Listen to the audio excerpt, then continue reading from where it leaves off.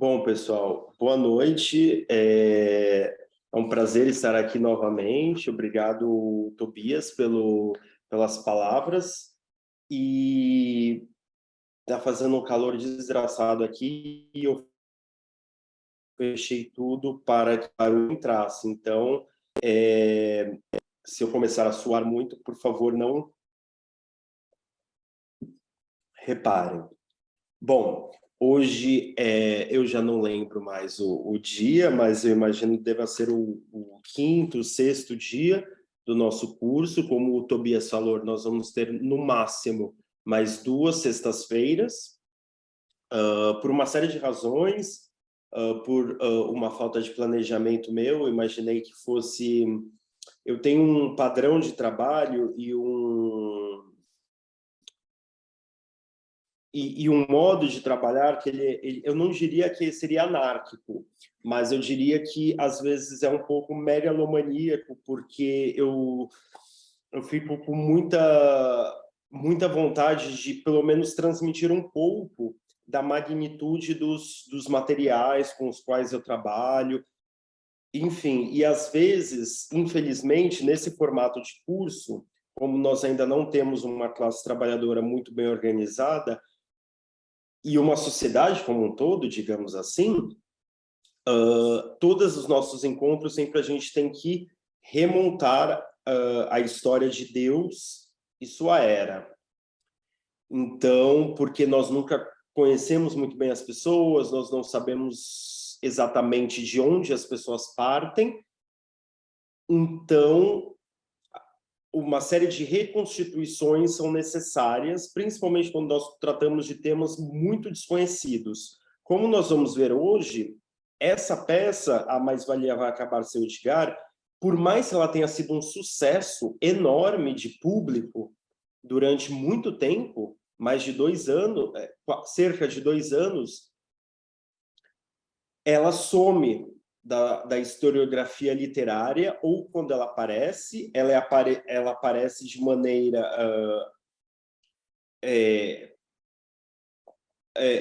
a historiografia ela coloca de tal modo a desqualificá-la. Então, é uma coisa muito complicada, porque geralmente as pessoas não conhecem, quando conhecem, elas têm uma informação muito enviesada. Então, uma série de reconstituições são necessárias para tratar dos materiais que nós estamos tratando aqui. Com exceção, talvez, do Terra em Transe, do Glauber Rocha, dirigido pelo Glauber Rocha, que já há uma bibliografia de fôlego e, por uma série de razões que nós vamos ver na semana que vem, ele é resgatado pela crítica. Então, nós vamos ver isso exatamente. Então, sem mais delongas, como hoje seria o último dia do nosso curso e nós vamos estender por mais 2 semanas, no máximo, eu prometo que em 2 semanas isso acaba. Eu já iria direto para o momento de conexão entre o Café, a ópera Café, do Mário de Andrade, que foi publicada póstumamente em 1955, mas que teve 3 momentos de escrita, 33, 39, 42, e já avançarmos em relação ao contexto e ao texto da Mais-Valia Vai Acabar Seu Edgar, escrita a muitas mãos, mas normalmente atribuída ao Oduvaldo Viana Filho. Bom, para nós retomarmos brevemente a questão da Ópera Café, se eu não estou enganado, nós focalizamos, lemos juntos, né, a cena 2 do ato 2, que é o momento do êxodo, em que, depois que nós tivemos o primeiro ato, os trabalhadores no porto se rebelando e os colonos, né, para usar os termos mais do texto mesmo, que seriam os italianos que vieram para o Brasil depois da abolição da escravidão para substituir a mão de obra escrava, e como as elites dirigentes elas não tinham interesse na integração da população afro-brasileira, porque nesse período já não dá mais para falar só de africana, já é uma população afro-brasileira, os italianos e uma série de outros povos foram convocados a vir, principalmente países com população excedente, em economia que não estava se desenvolvendo, não conseguia absorver aquela força de trabalho, né? Aquela mão de obra, digamos assim, para usar termos mais simplificados. Então, os italianos vêm para São Paulo e eles mudam drasticamente a fisionomia étnico-social do estado de São Paulo. Isso é um elemento crucial que muita gente, eu não diria que muita gente ignora, porque é impossível de ignorar, mas que tira poucas conclusões desse processo. Acontece, então, no final do século XIX, e nós temos nessa peça isso refletido, porque no interior de São Paulo, durante essa greve não, né?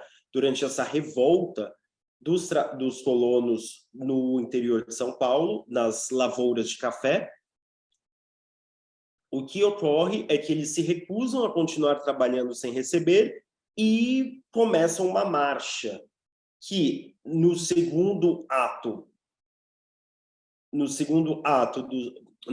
segunda cena do segundo ato, é chamado de êxodo. Então, eu coloquei para vocês que não é por acaso que a palavra êxodo aparece como uma palavra de origem bíblica e uma palavra que também vai entrar no jargão geográfico para explicar o Brasil como êxodo rural, que é um processo também que aconteceu durante a industrialização da Europa, durante o qual os trabalhadores que cultivavam as terras comunais são expulsos para as cidades, né? O processo de closures. Eu estou falando em inglês propositalmente para aqueles interessados, porque o processo ele ganha uma proeminência muito fundamental na Inglaterra, em que você tem um cercamento, closures, cercamento das terras comunais, e não necessariamente comunais, mas elas eram comunalmente utilizadas. E os trabalhadores são forçados a se deslocar para as cidades e trabalhar na indústria nascente. No Brasil, acontece um processo muito similar, que eu vou reconstituir muito brevemente daqui a pouco, mas é só para reter essa ideia do êxodo. Bom, e aí eu vou retomar aqui, eu não vou retomar o texto, né, que nós lemos na concepção melodramática do Mário, então eu já vou passar disso para já fazer a transição. O primeiro elemento, então, que salta aos olhos, né, nessa concepção melodramática do segundo ato, na segunda cena, chamada de Êxodo, é a centralidade da linguagem e temática bíblicas. O êxodo de trabalhadores rurais, sem perspectiva de pagamento, ou seja, sem nem perspectiva de exploração, eles vão em direção às possíveis oportunidades da cidade. Isso daí pode ser facilmente lido em paralelo ao movimento dos hebreus escravizados no cativeiro egípcio, em direção à liberdade e à terra prometida. Como eu falei brevemente, essa peça ela é repleta de temáticas bíblicas, questões de delírio, fugas ao irracionalismo, uma série de coisas assim. A própria ideia da semente, do café como semente, que morre, renasce, tudo isso está lá. Eu não vou me deter muito nisso. A diferença básica entre o texto do café, o texto do Mário de Andrade, e a narrativa bíblica é que se no segundo caso, no café não, na Bíblia havia a liderança do Moisés, no caso do café, a figura da direção, da liderança, ela está ausente. E esses condenados da terra se movem quase que espontaneamente. É naquele momento em que eles chegam no seu momento máximo de desamparo, não há perspectiva, o porto está parado, as colheitas, caso eles queiram trabalhar a terra para fazer o café, que já está plantado, né, na verdade, eles não vão ser pagos. Por quê? Porque o comércio internacional ele está paralisado por conta da crise de 29. A coordenada espacial também é digna de atenção. Por quê? Basicamente, envolve uma estação de trem, como nós vimos. E essa estação de trem é, ironicamente, chamada de Estação Progresso.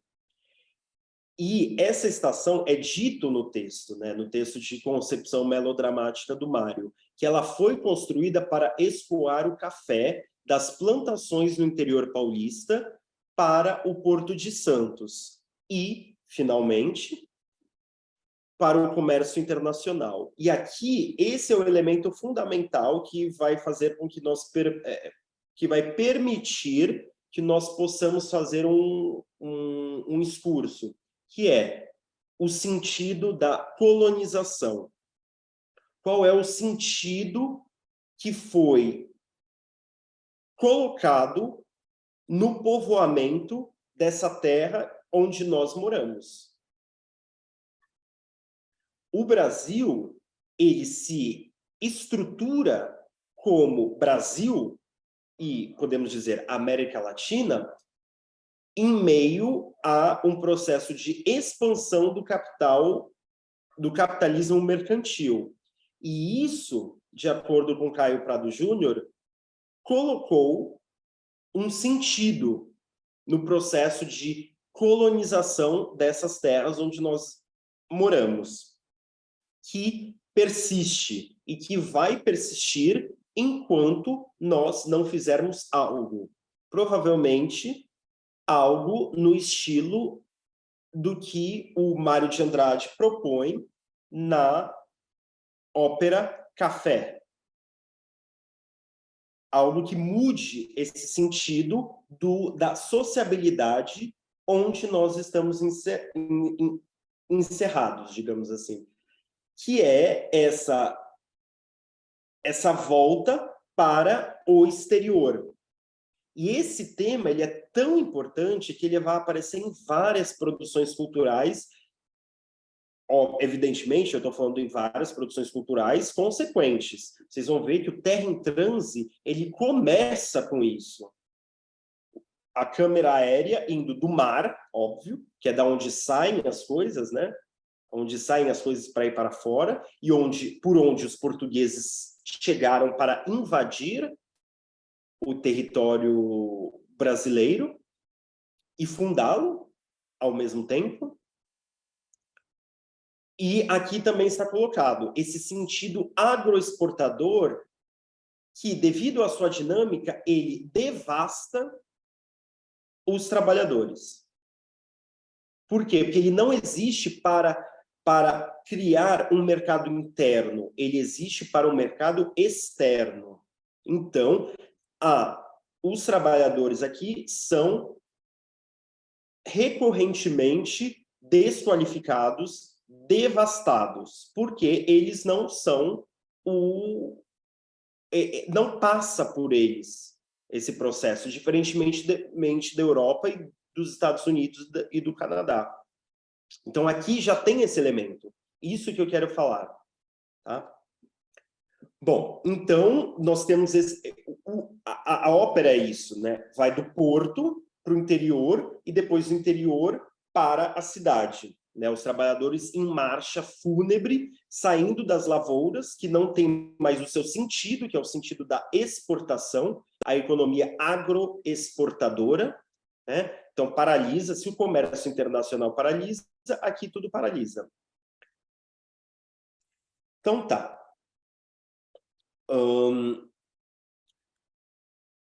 Tendo isso em mente, então, é notável que parte da subversão protagonizada por esses trabalhadores, largados à própria sorte, seja justamente a de se apropriar da infraestrutura montada para perpetuar o subdesenvolvimento e a dependência, ligados a bases agroexportadora, calcada no café. Por quê? O que, que acontece? Esses trabalhadores eles ficam esperando o trem. E aí o trem não tem mais espaço na segunda classe. Por quê? Porque a parte dos passageiros é menor, né? É só a gente imaginar, né? O transporte de passageiros é um subproduto. O principal é a transferência, o deslocamento de mercadorias.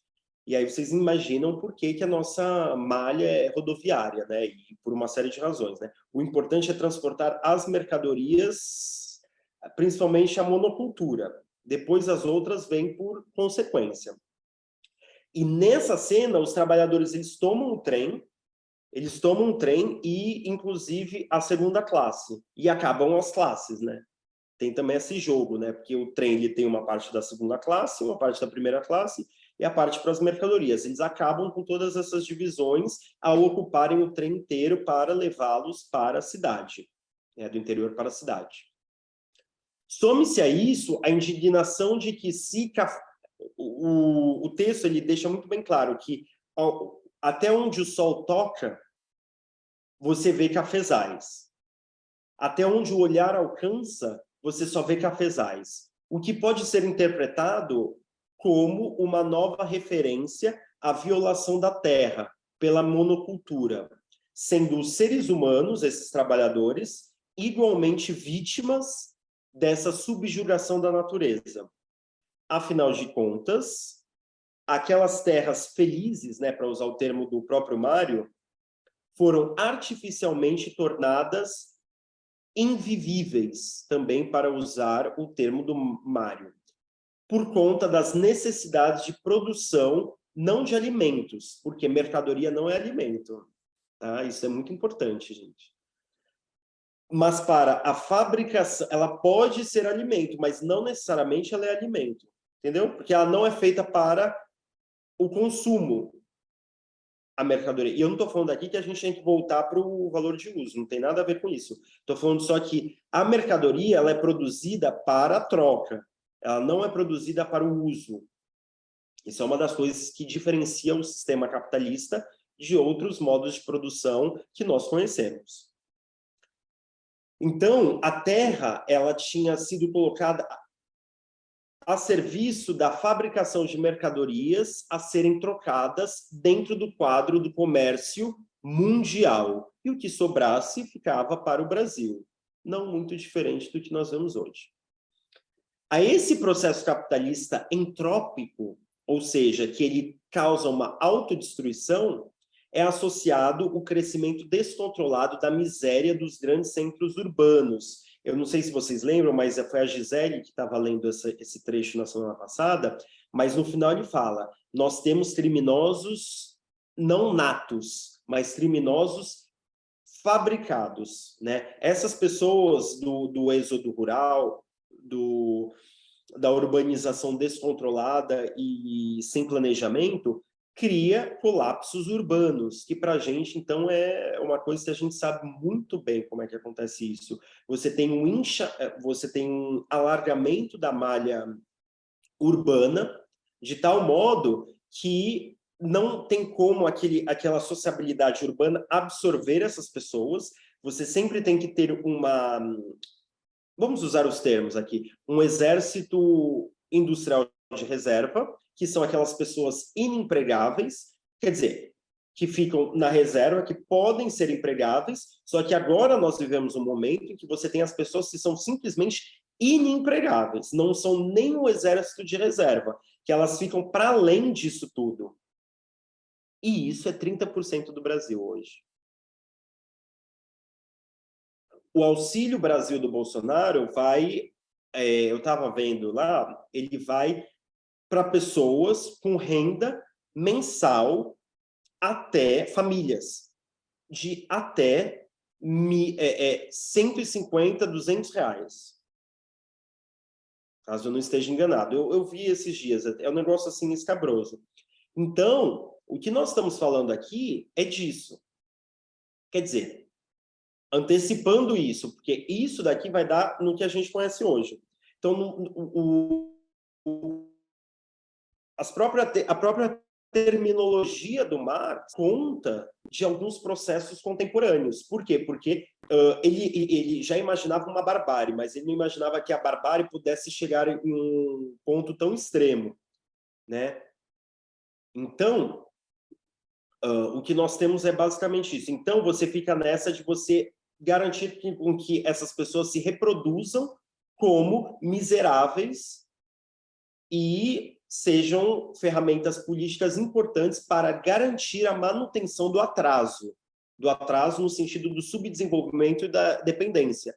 Porque, no final das contas, quem decide a questão política são essas pessoas que estão fora do jogo e que são acossadas por uma série de instrumentos para que elas continuem nessa posição e para que a vulnerabilidade delas seja instrumentalizada por diversas forças políticas. Bom, então isso daqui é o que o Mário está falando quando essas pessoas são forçadas a irem para as cidades, os grandes centros urbanos. Então, o que parecemos ter aqui é a figuração da história brasileira, figuração no sentido de você criar uma figura, uma imagem, a partir de seus traços mais marcantes e fundamentais. E figuração também no sentido de ter um trauma. Essas pessoas, como o Mário de Andrade, o Oswald de Andrade, esses modernistas e tal, eles tinham uma consciência social. E a feição do Brasil fazia com que eles tivessem um trauma em relação a isso. E, normalmente, a gente recalca, a gente não fala sobre essas coisas. E a figuração, ela permite, tanto numa sessão de terapia quanto numa obra de arte, você desrecalcar esses traumas. E isso é a figuração. Tanto é que o que o Mário está fazendo é um sonho de uma revolução, né?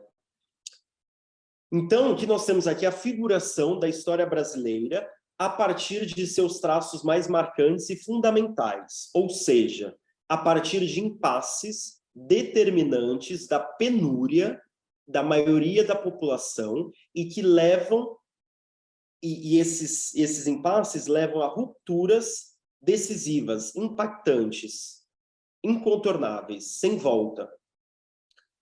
A crise da economia cafeeira, a crise da economia cafeeira, a ascensão de uma classe industrial, né?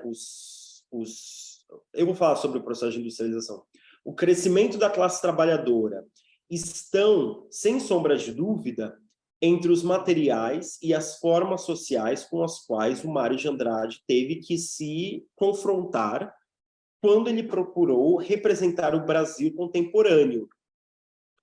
A questão é que ele teve que representar isso pelo meio operístico. Ele se colocou essa função, né? E a gente já elucubrou um pouco sobre o porquê disso.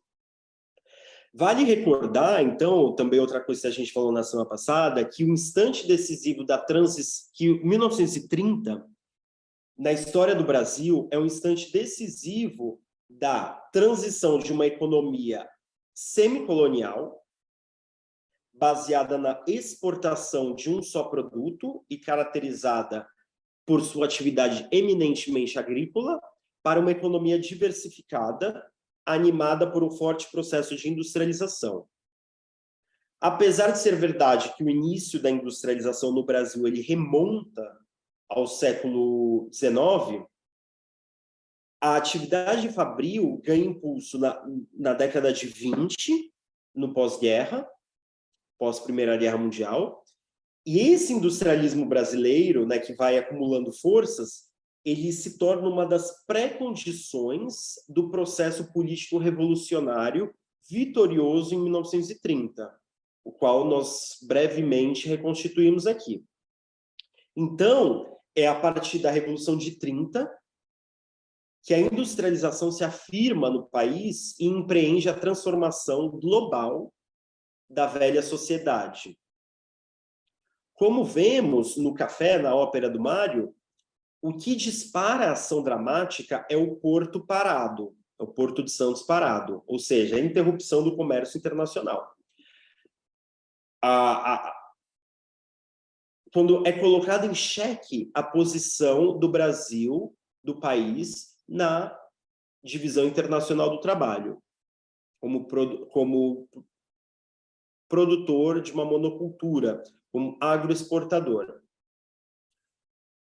Ou seja, o país ele é colocado na posição de estar impossibilitado de colocar sua produção no mercado internacional. Ele é impossibilitado de interagir, de performar o seu papel na divisão internacional do trabalho. E essa vulnerabilidade estrutural em relação à dinâmica externa cria uma pressão interna insuportável, que, por sua vez, deflagra uma série de conflitos que vão até as suas últimas consequências. Por mais que a obra do Mário imagine um embate mais generalizado e com desdobramentos ainda mais profundos, o que se observou na realidade, no fato, é uma demanda por bens manufaturados que já não podia mais ser satisfeita com importações. Então, você vê que o aceleramento da industrialização do Brasil ele se coloca como um fator decisivo para a viabilidade do capitalismo brasileiro, o capitalismo no Brasil. Né? Então, o que acontece é uma demanda por bens manufaturados que já não pode mais ser suprida por importações, fazendo com que o país acelere essa substituição de importações de bens manufaturados, desenvolvendo um processo que parte da indústria leve e chega, por volta dos anos 40, à indústria de base, né, que é a base industrial do Brasil, né, que é esses anos de 30, 40, que é o que chamam, né, o Getúlio Vargas, do pai do capitalismo brasileiro, né, as estatais, o extrativismo, ele ganha um novo fôlego com a Vale do Rio Doce, ou seja, você tem esse processo de uma sofisticação das bases econômicas do Brasil, né, devido a essas pressões, tanto interna quanto externa. Em uma palavra, o dilema de uma revolução burguesa mais liberalizante do que democratizante é simbolicamente resolvido por nosso autor, pelo Mário de Andrade, como uma revolução proletária abrangente. Ocorre que, na prática, o que se consolida é um equilíbrio instável entre as principais forças políticas da classe dominante brasileira, isto é, um compromisso entre a burguesia ascendente e a antiga oligarquia latifundiária e mercantil. Esse é o embate de 30, né? A burguesia ascendente, a Aliança Liberal, encabeçada pelo Vargas, e a oligarquia do café com leite, principalmente nas suas frações paulistas, que são desalojadas do poder. E que tenta, né, enfim. E esse embate, né, ele vai servir de pilar. Esse embate, ele é ainda o pilar central para a história do Brasil mesmo até hoje, de maneira matizada, de uma maneira diferenciada, mas ainda esse é o pilar. Durante as diversas escritas do Café, ao longo dos anos 30 e ao início dos anos 40, o Mário pôde testemunhar em primeira mão a investida fracassada da oligarquia em 32, né, a 9 de julho, aqui em São Paulo, que nós não, algumas pessoas comemoram, o que terminou por fortalecer a posição da pequena burguesia radicalizada, que queria se unir ao proletariado para avançar nas transformações do país, exigindo principalmente a reforma agrária, o que a oligarquia jamais iria conceder.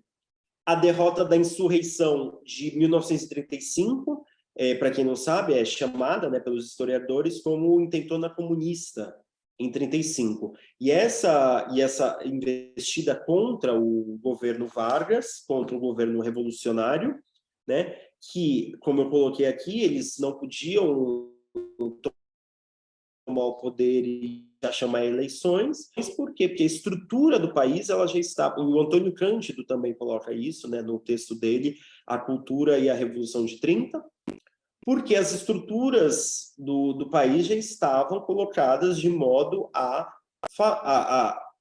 garantir a permanência da oligarquia no poder. Então, você precisava criar uma série de reformas que foram efetuadas, e o Antônio Cândido, em cada seção desse texto, ele traz, né, a indústria do livro, que foram reformas mais de caráter liberalizante do que democratizante ou socializante, a indústria do livro, a reforma educacional e uma série de outras questões, né, imprensa, a normalização do modernismo, o que também, a normalização também é uma neutralização dos ímpetos mais utópicos e radicais do modernismo de 20, de 22 e por aí vai. Então, nós estamos aqui em 35. Em 35 ocorre uma nova investida contra o governo Vargas, dessa vez fortemente influenciada pelo governo, pelo Partido Comunista Brasileiro, o PCB, cuja principal liderança era o Vargas, right, explica, hein? O Luiz Carlos Prestes, e que termina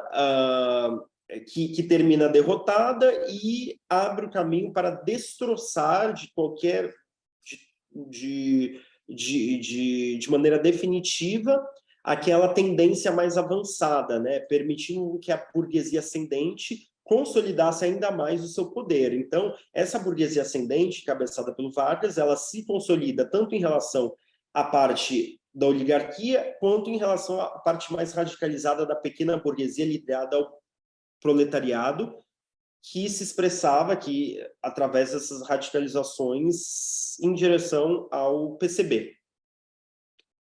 Então, é possível especular se a escolha de uma linguagem artística afeita à fuga da realidade, né, que é a ópera, como eu mostrei para vocês, mostrando um excerto do Mozart, se isso não teria a ver com o desenrolar acomodativo, né? Calma, eu só me perdi aqui no meu... Tá. Então, a escolha da ópera como uma linguagem que ela se notabiliza por uma fuga da realidade em relação ao mito, à lenda, etc. Se essa escolha não teria a ver com o desenrolar acomodativo em certo sentido trágico, né, no sentido de repetição eterna, né, de um mesmo destino que se impõe ao indivíduo, né, daquelas esperanças do indivíduo, no caso de um país, né, o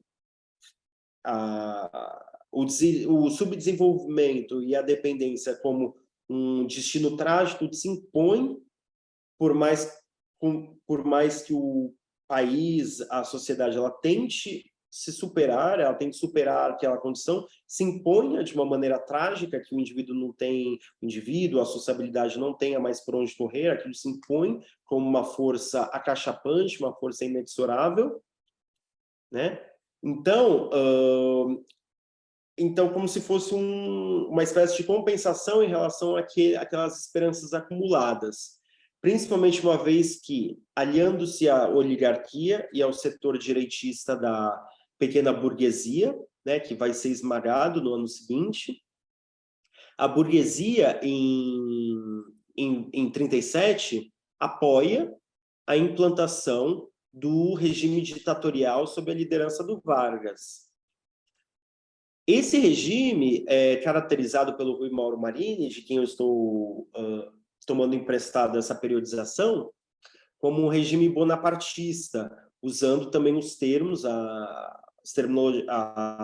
os termos do Marx, né? Que não seria o Estado Novo, então seria o Estado Novo do Vargas, né? Imposto a partir do golpe de 37. E no Brasil tem tanto golpe que a gente precisa lembrar da data, né? Bom, então esse regime instalado, então ele seria caracterizado por uma espécie de bonapartismo. E o que seria isso? Seria uma opressão de classe não aberta, né? Então ele seria especificamente no Brasil, ele seria caracterizado pela legislação social avançada, a organização sindical de tipo corporativo, ou seja, você desarticula os sindicatos livres, né, autônomos, você cria um monopólio sindical, um sindicato para cada segmento, e você cria sindicatos ligados ao Estado, que tenham que ser reconhecidos pelo Estado para existirem. Você, então, você controla então, a organização dos trabalhadores, você não reprime, não suprime direto, né? Você tem um forte aparelho policial e de propaganda, tudo isso para a classe trabalhadora, de modo a enquadrar as massas operárias. Ao passo que você institui concurso obrigatório para cargos públicos de baixo e médio níveis, isso o Antônio Cândido também fala no texto dele, né? Dessa cooptação da classe média, dos intelectuais, dos artistas, por meio do concurso público. Por quê? Porque a única classe letrada nessa época era a classe média. Então, se você institui concursos públicos obrigatórios para a maioria dos cargos públicos, quem vai usufruir disso é a classe média letrada. E você faz isso e você consegue que você faz uma cooptação da pequena burguesia por meio de uma perspectiva de estabilidade econômica, né? Essa aqui é a questão. Então, a gente pode começar a explicar o porquê o café não projeta aliança de classes, né? Talvez isso tenha a ver, por quê? Porque no café, se a gente for para pensar, não tem a figura do partido, não tem a figura do líder, não tem a figura de nada. É uma coisa quase espontânea das massas que se decidem rebelar. Então, não tem a bandeira nacionalista, o que seria muito factível, né? Um agrupamento de várias classes dos trabalhadores, as pessoas que trabalham, pequena burguesia também não aparece no café, sob uma bandeira nacionalista, né? Poderia ser uma coisa factível, isso também não tem no café. E não tem espaço para instrumentos da classe trabalhadora, como partidos, sindicatos. Então, o diagnóstico que essa forma, essa questão do estrutural do conteúdo parece nos trazer é que parece ser o que ele vislumbra, o Mário, ele vislumbra que a ação espontânea, autônoma, extrema dos que vivem do próprio trabalho como a única possibilidade de uma real mudança social, qualitativa na vida dos trabalhadores. Então, ele descarta todas essas mediações. Independentemente da gente concordar ou não, essa que é o estado da arte, nesse caso. Né? Então, nós vemos aqui também que nos anos 30, você tem não a inauguração, mas a sofisticação dessa questão do Brasil como um problema, né, a ser colocado. E nos anos 40, já chegando nos anos 40, nós temos uma ruptura das interpretações do Brasil, que normalmente viam o Brasil, tentavam entender o Brasil, todo esse processo, né, que está acontecendo, pelas lentes ou racial ou administrativa. O Brasil não deu certo, esse país é independente, mas não virou uma nação por conta de problemas raciais ou por conta de problemas administrativos. A história mais, digamos assim, institucional do país, certo? Bom, a questão, então, que se coloca é que uma das intervenções mais importantes que você tem nesse começo dos anos, tanto nos anos, deixa eu dizer aqui, tanto nos anos 30 quanto nos anos 40, é a do Caio Prado Júnior. E o porquê que o Caio Prado Júnior ele é tão importante? Eu não vou aqui me deter na biografia dele, nem nada.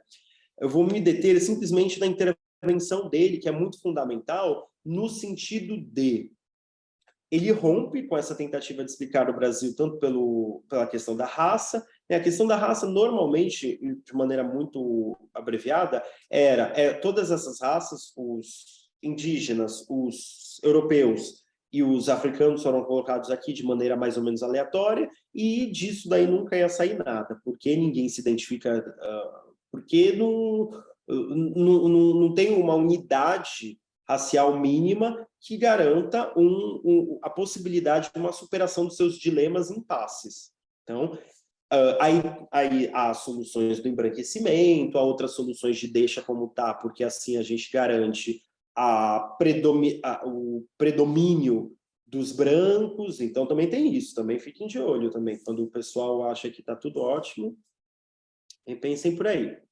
O Caio Prado Júnior, né, os livros dele, A Revolução Brasileira, A Revolução Política no Brasil, A Formação do Brasil Contemporâneo, e todos esses livros, né, ele sempre vai trazer uma tese, que é a tese do sentido da colonização. E isso é muito fundamental, porque isso vai marcar, tingir os debates dos anos 60, que, por sua vez, vão alimentar a imaginação dessas obras que nós vamos discutir nos anos 60, que é A Mais-Valia Vai Acabar, seu Edgar, e O Terra em Transe.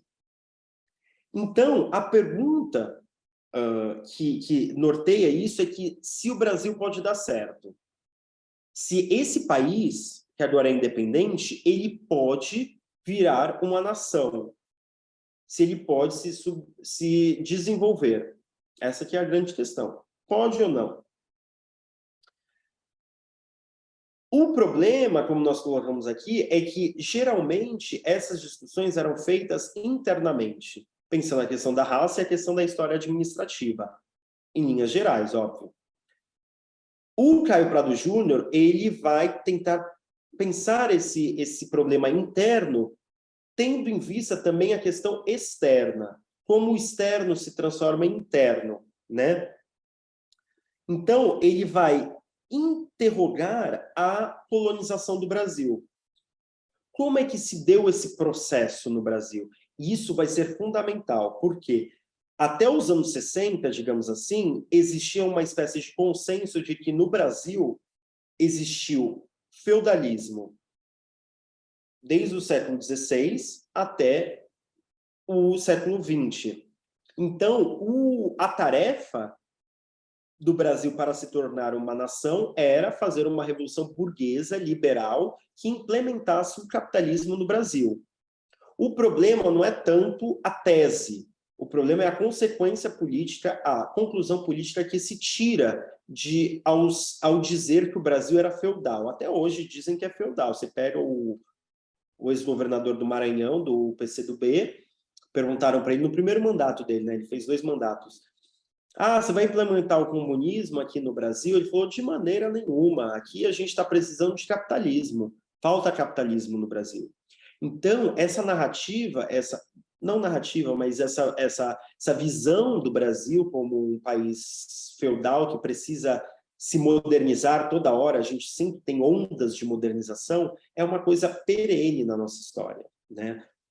Então, o Caio Prado ele vai ver. Então, essa tese do feudalismo ela parte do pressuposto de, apesar de o Brasil se inserir na ordem mundial num momento de definhamento, de desarticulação e de decadência do feudalismo europeu, ele se estrutura a partir das bases feudais vindas da Europa.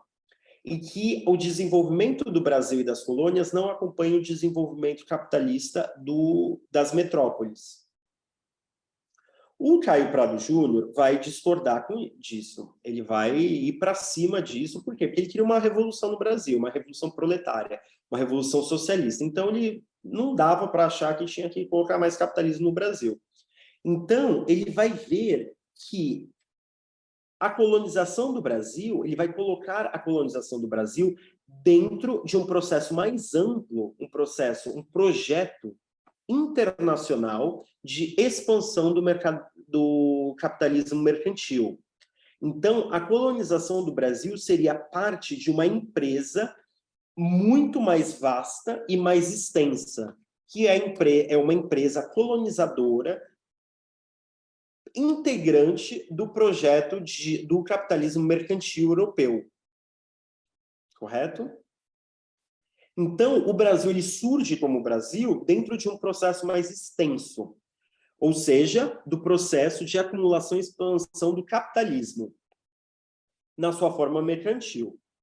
Então, o que se implantou aqui e nos trópicos de maneira geral foi uma empreitada colonizadora. Então, o que nós temos aqui é uma razão colonizadora que só reconheceu o lucro como mediação universal. Então, aqui não se implantou, a princípio, uma colonização de habitação, mas uma colonização para criar lucros para a metrópole, de criar mercadorias para o comércio internacional. E que isso tingiria todo o desenvolvimento ulterior ou posterior do Brasil, até hoje. Então, o que se constrói aqui é menos uma sociedade do que um mercado. E num lugar em que a lei da mercadoria corre solta, é só violência. Né? Então, a principal vítima desse processo seriam os trabalhadores. Por quê? Porque a sociabilidade, as relações de troca que se estabelecem no Brasil não visam a subsistência dos trabalhadores. Não tem como perspectiva primeira o mercado interno, satisfazer as necessidades internas, mas garantir o desejo de lucro dos empresários internos e externos. Né? Primeiro os externos, o que sobrar para os internos, e vocês já imaginam o que acontece com todos nós aqui, né? No final dessa conta. O Caio Prado Júnior chama de tudo isso de sentido da colonização. E nesse sentido da colonização, a figura mais fragilizada é o trabalhador. Que, embora o trabalhador, a trabalhadora, sejam os elementos que permitem toda a festa, né? Tudo isso, o trabalhador, a trabalhadora, eles não são sujeitos do processo. Nada que é feito nisso tudo é voltado para eles. Então, o trabalhador aparece como pura capacidade de trabalho. Aqui eu cito a Virginia Fontes, né? O trabalhador é algo como pura capacidade de trabalho. Então, aqui nós temos 3 fatores, né, na questão do Caio Prado Júnior, que vai chegar nos anos 60, que é nos anos 60 que surge. Anos 60, quando a gente fala, é uma coisa que começa nos anos 50 e termina nos anos 70. A periodização nunca é uma coisa fixa, né? Que se coloca é justamente essa. Como é que a gente supera toda essa desgraça, né? Então, o que se coloca é o seguinte: esse sentido da colonização tem 3 eixos. Uma empresa colonizadora que visa o lucro, prioritariamente, e ela é voltada para o mercado externo e acaba com a força de trabalho. Dizima, porque ela precisa explorar ainda mais a força de trabalho interna. E agora vocês já viram que a gente já chegou no a mais-valia vai acabar, seu Edgar.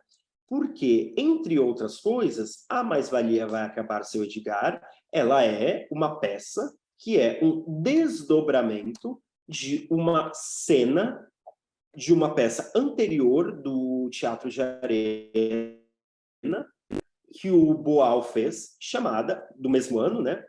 Revolução na América do Sul.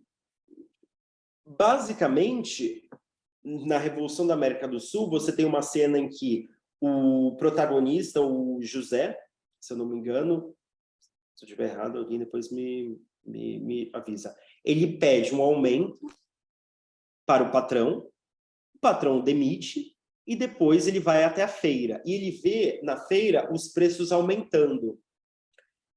E uma das desculpas sempre, né, que os patrões dão para não dar aumento é que o aumento de salário encarece os produtos.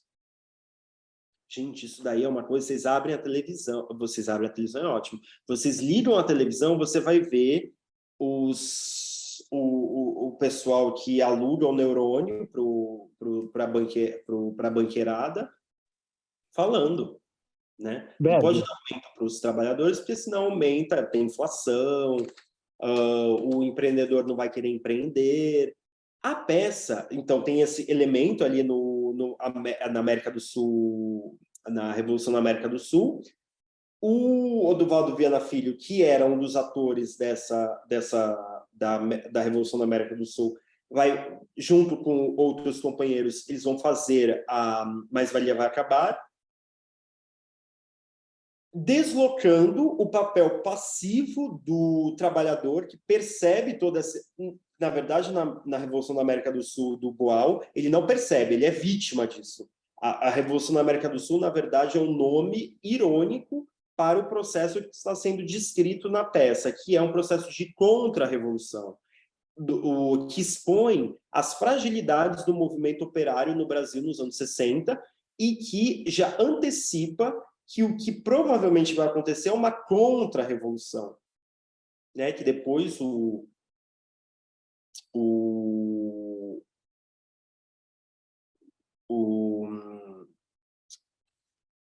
Florestan Fernandes, na obra dele, A Revolução Burguesa no Brasil, ele vai mostrar que, de 30 a 64, o que ocorre é, em vez de uma revolução burguesa, de fato, como aconteceu na Inglaterra, na França, na Alemanha, na Itália, o que ocorre no Brasil é um processo de uma revolução burguesa que não ocorre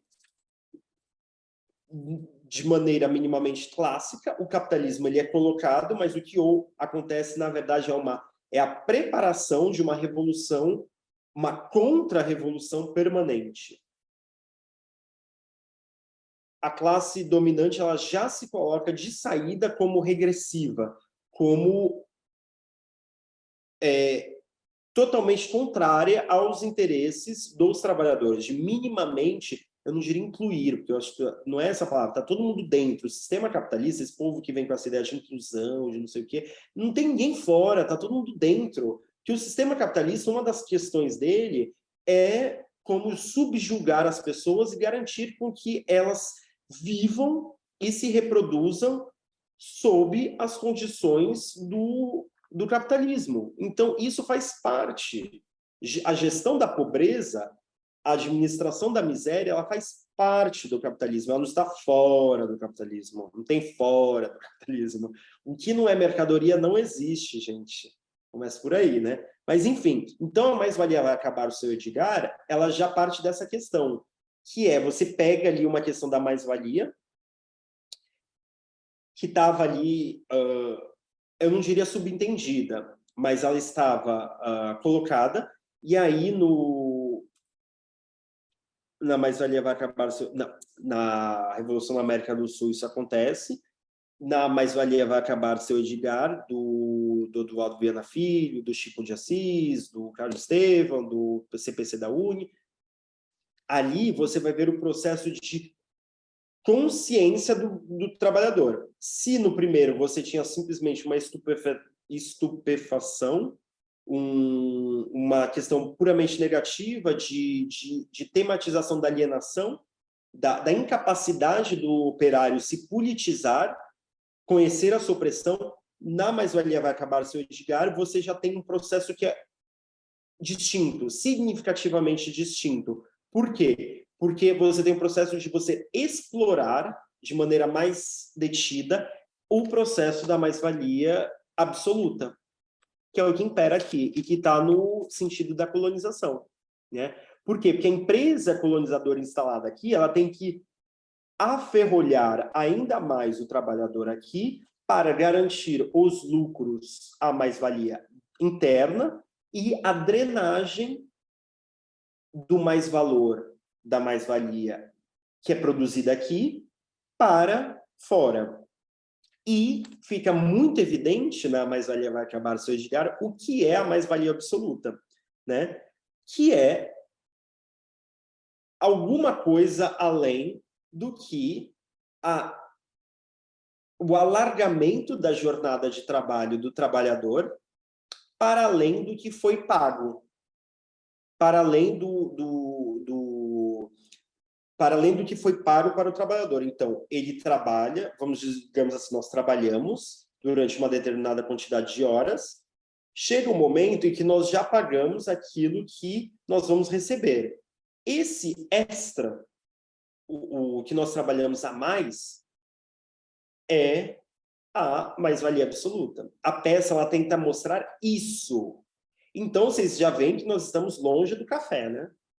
Aqui não tem mais delírio, não tem mais estação progresso, não tem mais coro fúnebre, não tem mais nada. Já estamos totalmente mergulhados na tentativa de politização do movimento dos trabalhadores no Brasil. Não há mais uma tentativa de compensação simbólica. Há uma tentativa de intervenção na prática por meio de um processo que alguns críticos chamam, principalmente Robert Schwarz, a Ina Camargo Gonçalves também coloca isso, de uma Aufklärung popular, né? Eu acho que tem um tom... Aufklärung é esclarecimento, iluminismo, essas coisas, né? Uma ideia de ensinar para as pessoas, né? Eu acho que é uma tentativa meio jocosa e tal, de descartar essas tentativas, mas eu acho que o espírito é mais ou menos esse. Né? O espírito é mais ou menos esse e eu espero que aqui eu já tenha conseguido antecipar algumas coisas, né? Em relação a mais-valia vai acabar, o porquê que ele está nesse curso, num curso sobre as passagens da cultura política no Brasil, né? E o que tem a ver com o debate que está acontecendo nos anos 60.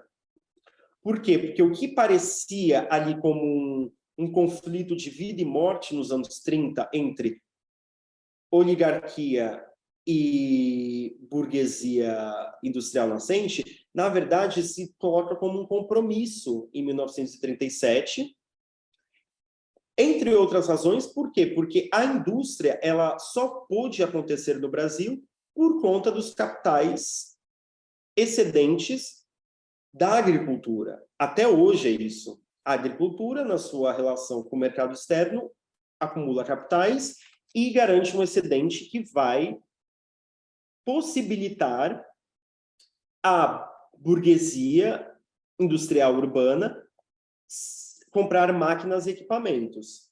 Além disso, a fuga de pessoas do campo para a cidade, de acordo com o Rui Mauro Marini, garante que os salários sempre sejam baixos, para garantir que a indústria, hoje em dia o comércio e tal, é muito mais variado, né, os empreendimentos burgueses no Brasil, faz com que haja um achatamento dos salários. Por quê? Porque você tem um exército industrial de reserva que garante que isso não aconteça. Okay? que haja um aumento de salários. Por quê? Porque quando você tem mais trabalhador do que postos de trabalho, o que acontece as pessoas se submetem a condições piores de trabalho, né? Isso aí eu acho que o pessoal do sindicato sabe exatamente como é que funciona. Então, desde a fundação do Brasil, desde as suas mais remotas origens, está inscrita esse aviltamento estrutural, isso é estrutural, estrutural da força de trabalho no Brasil, né? Isso é o sentido da colonização. Né, essa semana, né? E pro Caio Prado Júnior, isso ficou ainda mais claro com a independência, porque ali mostra exatamente que, por mais que nós tenhamos tido uma independência, a abolição da escravidão, tudo isso, essa questão estrutural ela permanece. Por mais que haja transformações no Brasil, há uma coisa que permanece. Esse é o sentido da colonização. Então, se o Brasil ele já aparece como uma empresa colonizadora, como resultado de uma empresa colonizadora maior, aqui nunca foi feudal. Então, se nunca foi feudal, aqui o Brasil já nasce capitalista no processo de acumulação de capitais. Aqui o que precisa de uma revolução proletária, uma revolução socialista. A revolução burguesa vai ficar a ver navios. E aí isso vai de encontro a projetos desde a direita até a centro-esquerda e a esquerda, né? Por quê? Porque não existe essa classe interessada nisso, a não ser que aconteça alguma coisa muito drástica, né?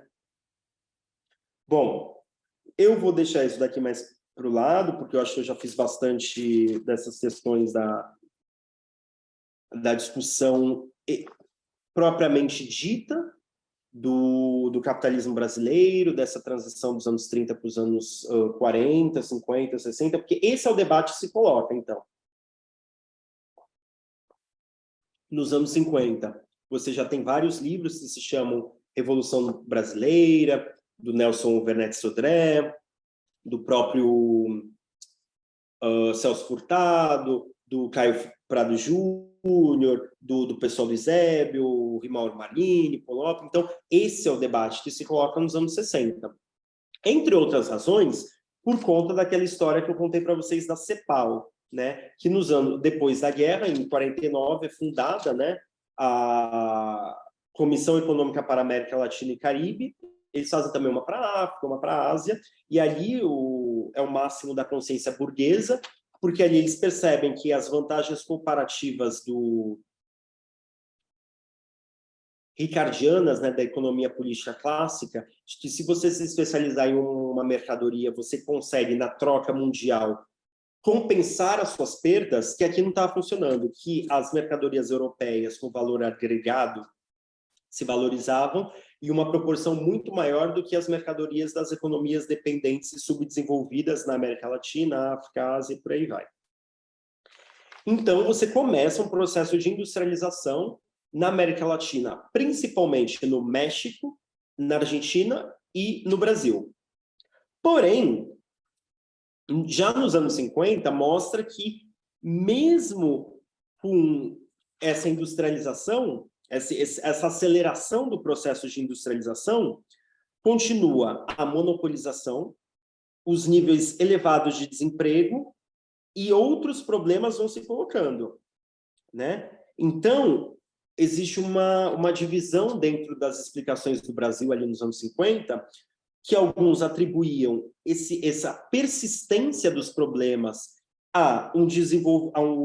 atribuíam à falta de soberania desses países, né? O Brasil, o que falta é a soberania, né?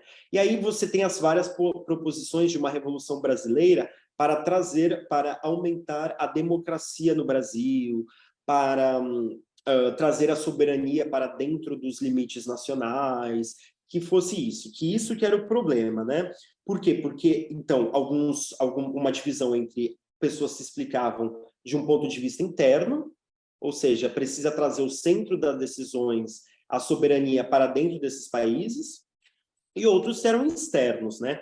que achava que havia uma falta de amadurecimento das forças produtivas e das relações de produção interna, falta de desenvolvimento capitalista em relação ao externo, né? Então essas daí são as explicações externas. Se falta alguma coisa em relação ao mundo externo, né? E todas essas explicações que vão surgindo são parte desse caldo que vai dar nos anos 60, né? Nessas peças, nesse filme. Por quê? Porque elas ignoravam aquilo que o Caio Prado Júnior estava falando e o que depois seria colocado pela teoria da dependência.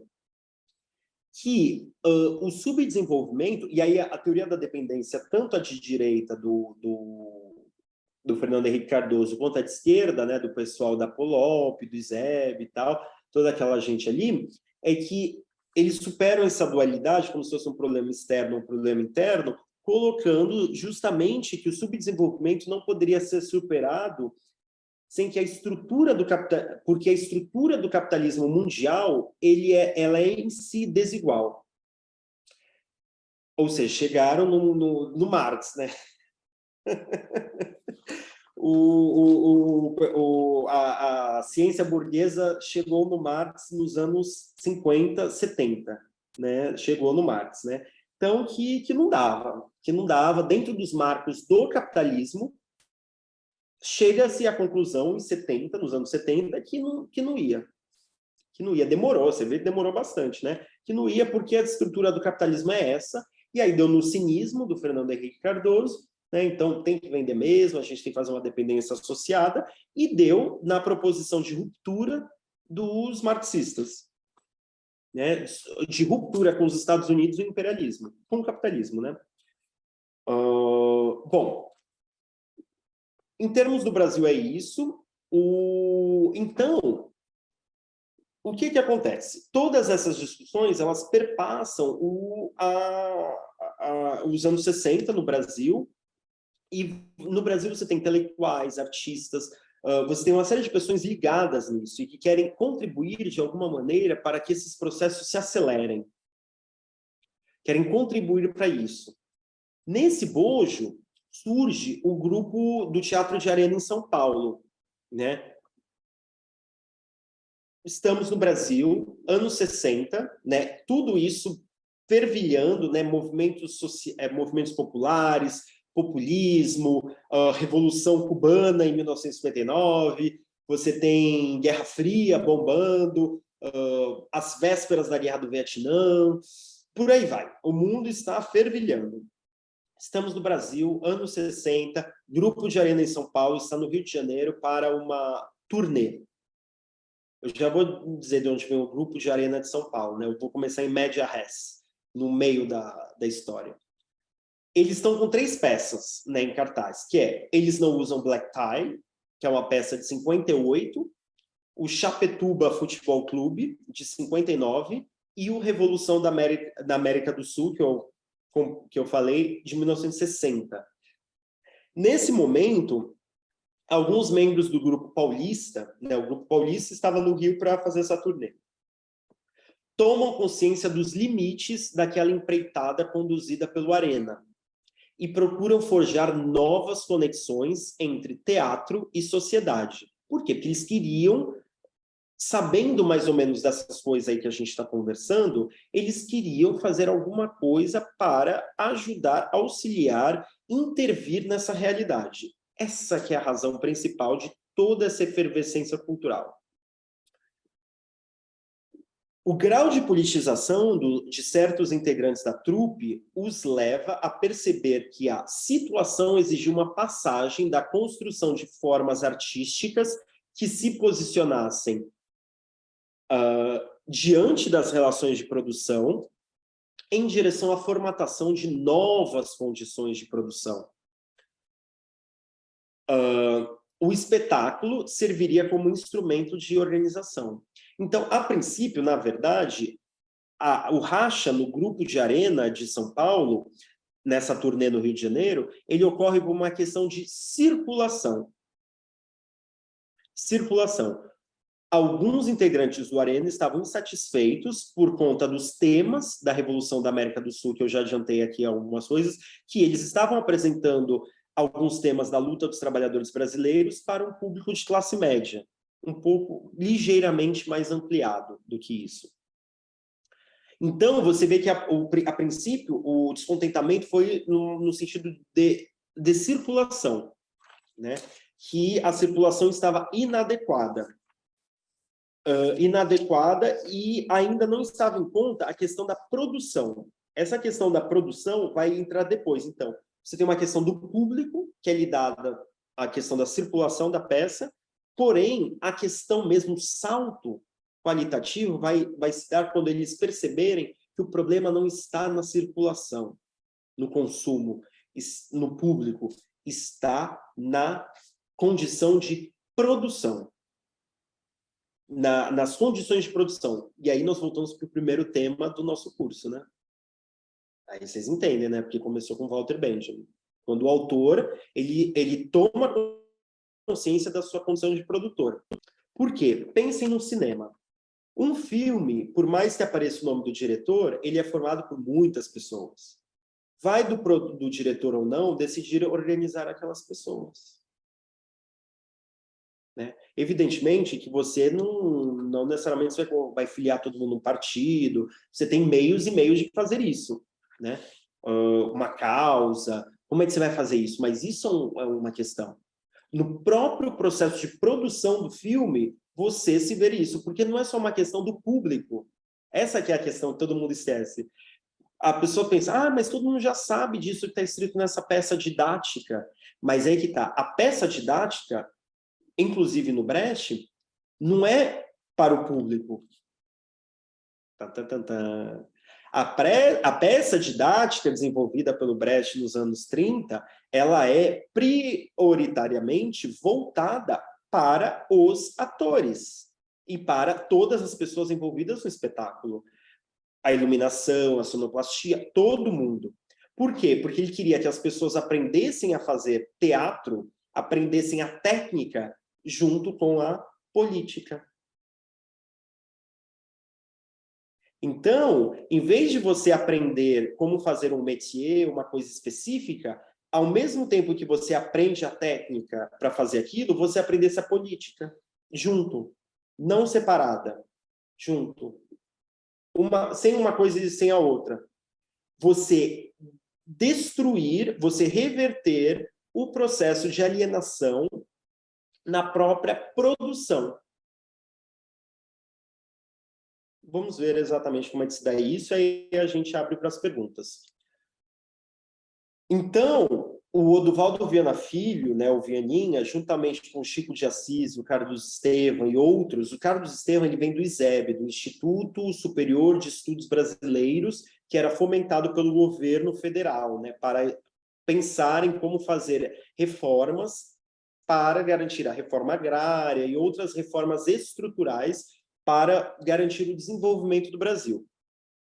Então, eles estreiam A Mais-Valia Vai Acabar Se Eu Odiar no dia 28 de julho de 1960, no Teatro de Arena da Faculdade Nacional de Arquitetura da Universidade do Brasil, atual UFRJ, né, no campus da Praia Vermelha. Esse teatro ainda existe, né? Esse teatro ainda existe. Para um público de mais de 1.000 pessoas. E antes já tinha sido estreado para outros públicos, né? 21 dias depois dessa primeira apresentação, contudo, os atores, que eles queriam usar atores amadores, olha aí, você vê que eles estavam tão pensando só na circulação, no público, eles pensaram, a gente tem que fazer uma peça só com atores amadores. Por quê? Porque é mais perto do povo, não sei o quê, uma coisa mais espontânea. Depois eles vão perceber que não é isso, né? O Brecht trabalhava muito com atores amadores. Às vezes, para você falar alguma coisa, você precisa de um ator que tenha uma dicção, um registro de interpretação amador. Mas não necessariamente todo mundo precisa ser amador, né? Enfim, esses atores amadores, eles abandonaram o projeto porque eles viram ali que tinha delírios comunistas, um deles era filho de um general, falou, isso daí é coisa de comunista, sai daí. E, evidentemente, que depois eles se alojaram na segurança do teatro do absurdo, né? Estava na moda e tal, do Ionesco, e por aí vai, né? Mas eu não vou perder meu tempo com esse caminhão de lixo. A segunda montagem né? Então, eles fazem, tanto é que na edição da Mais-Valia Vai Acabar Seu Edgar, a que é mais acessível hoje em dia, que é essa que a Expressão Popular fez, muito acessível, você tem várias notas, porque eles tentaram fazer uma edição, não diria crítica, mas de tentar trazer esses dois textos, né? Nós temos esses dois textos, o da primeira apresentação e o da segunda, que eles mudaram muitas coisas, né? Muitas não, mas sistematicamente eles mudaram o texto, né? E então eles mudam, né? E alguns meses depois eles reestreiam com muitos atores do Arena e tal. E aí eles ficam em cartaz por cerca de 2 anos, quase 2 anos, lotando uma plateia de 1.200 lugares. A média das apresentações foi de 400, 800 pessoas assistindo. Então, você vê que é uma coisa muito relevante dentro do panorama do teatro brasileiro, né? E mesmo assim é uma coisa que foi através desse sucesso que vários outros se juntaram ao grupo e que os persuadiu a se engajar em um movimento e buscar um público mais amplo. Então, eles perceberam que não bastava só fazer um espetáculo crítico, politizado, mas criar um movimento. Isso é muito importante. Há um relativo consenso, então, na historiografia teatral brasileira, que a história do teatro moderno brasileiro, aí fazendo esse recuo, né, tem como seus pontos de partida o teatro brasileiro de comédia, em São Paulo, que é da onde, para a gente entender de onde vem o Arena e de onde vem o CPC da UNE. O Teatro Brasileiro de Comédia, ele é um teatro que foi construído e inaugurado em 48, ou seja, logo depois da guerra, nesse momento de ímpeto desenvolvimentista do Brasil. E ele foi construído por um industrial chamado Franco Zampari, que era um engenheiro das indústrias Matarazzo. Ele contou com apoio financeiro de parte da elite paulista, que tinha um desejo, né, claro, está no meio ali, financiou 22, né, a Semana de Arte Moderna de 22, e tem um desejo de ter um teatro profissional, um teatro modernizado, digamos assim, porque eles importavam peças modernas para um contexto que não era tão moderno assim como os lugares onde aquelas peças tinham sido feitas. Então, era um teatro, digamos assim, modernizado.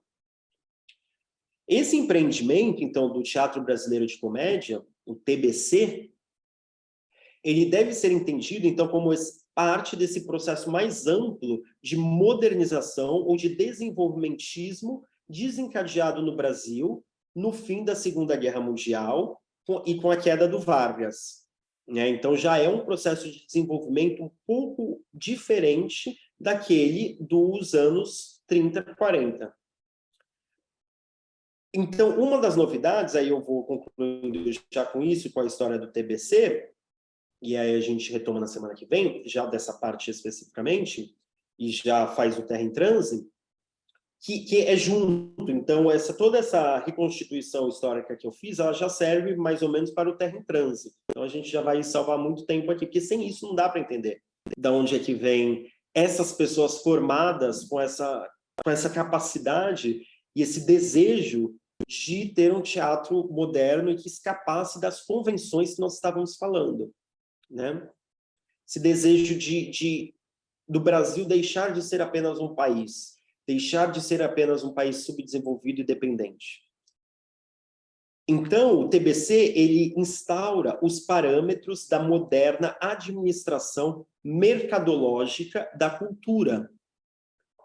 Nos seus anos de ouro, os seus anos de ouro, eles se encerraram por volta da década de 50. Não porque o investimento empresarial para o mercado cultural em expansão estivesse equivocado, não é por conta disso, que a iniciativa privada não tem que se meter nessas coisas, não é por isso, porque senão nem existe. Mas por conta do próprio desenvolvimento contraditório de um teatro de administração de última linha num país atrasado, subdesenvolvido e dependente. Você querer fazer uma coisa moderna num lugar em que não tem essas condições. Então, para citar a Iná Camargo Costa, ela fala assim, alguma coisa do modelo empresarial do TBC, do Teatro Brasileiro de Comédia, já não tinha mais condições de sobreviver. O elenco estável, então, algumas características desse empreendimento moderno de teatro, né, de teatro profissional. Elenco estável, administrado como empresa, agora mostrava-se economicamente inviável devido aos seus custos proibitivos e, portanto, um luxo ou um privilégio que precisava ser eliminado o mais rapidamente possível. Em 60, o TBC ele vai à falência e ele é assumido pelo Estado de São Paulo. E esse acontecimento, né, ele assinala a impossibilidade de uma atividade teatral que se autofinancie de acordo com o que rende a bilheteria. Já que no Brasil não havia e continua não havendo pessoas em número suficiente que mantenham companhias profissionais estáveis. Ou seja, uma pessoa que trabalha, faz as peças, ganha dinheiro suficiente para tomar conta da sua vida, volta lá, vai e tal. Não tem, isso aí não tem. Por uma série de razões, a gente vai ver aqui. Então, não havia pessoas em número suficiente que pudessem manter companhias profissionais estáveis sem auxílio do dinheiro público. Este dado já revela que o subdesenvolvimento e a dependência inviabilizam a produção e a circulação de uma prática mais exigente. Ou seja, se nem o pastelão, a pornochanchada consegue sobreviver, imagine alguma coisa que vai tentar fazer um teatro moderno. Porque a subvenção estatal e o patrocínio privado até podem abrir oportunidades de inserção no mercado. Mas é igualmente verdadeiro que é da natureza do mercado o processo de neutralização da matéria cultural proveniente tanto das lutas políticas quanto da arte de vanguarda. Então, não é só uma questão também financeira, é uma questão de que as exigências do mercado, elas inviabilizam experimentações estéticas. E aí alguém poderia dizer, mas e a arte contemporânea, que é fartamente financiada por editais e tal? Aí é uma outra discussão, que aí nós podemos, sim, mas não se insere aqui. Não se insere aqui, porque a noção de vanguarda e de experimentalismo estético hoje é uma coisa muito distinta do que foi nos anos 60 e no século XX. Ok? Então, você também tem essa pressão de que experimentações, elas têm um limite, né? E o limite é a politização. Esse é um dos limites. É a politização e a organização, né?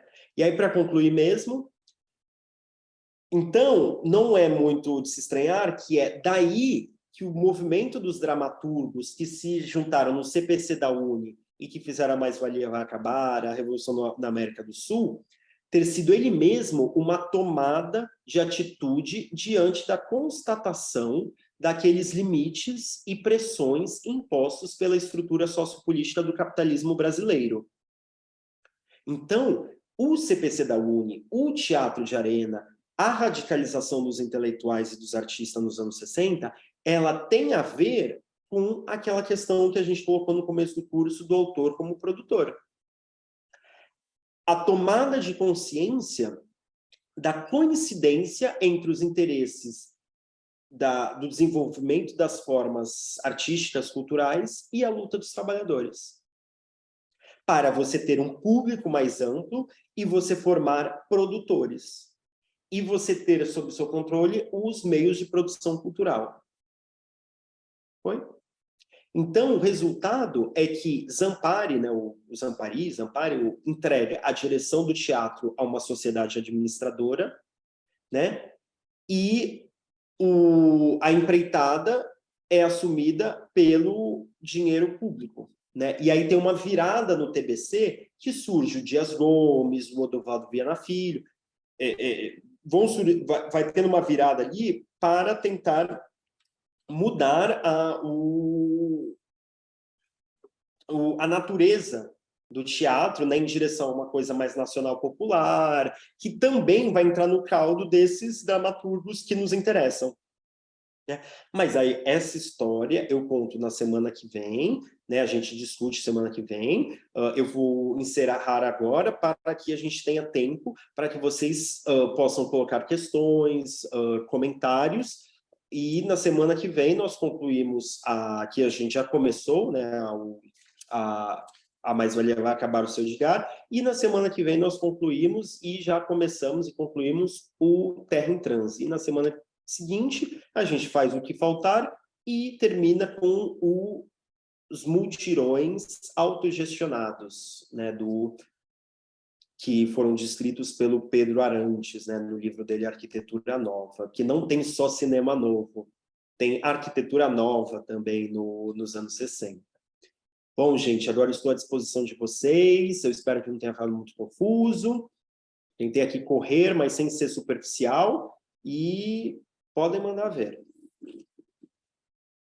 Oi, Berger, tudo bem? Não, achei muito bom essa tua apresentação hoje, contextualizando essa produção, né? Essas produções, né? Como elas vão se dialogando com o seu tempo e o próprio artista, como ele vai tentando romper essas limitações do seu entorno, né? E algumas coisas me chamaram a atenção e que eu me lembro que uma vez a gente já conversou até, você tinha falado da obra do Encoraçado, né? Do Eisenstein.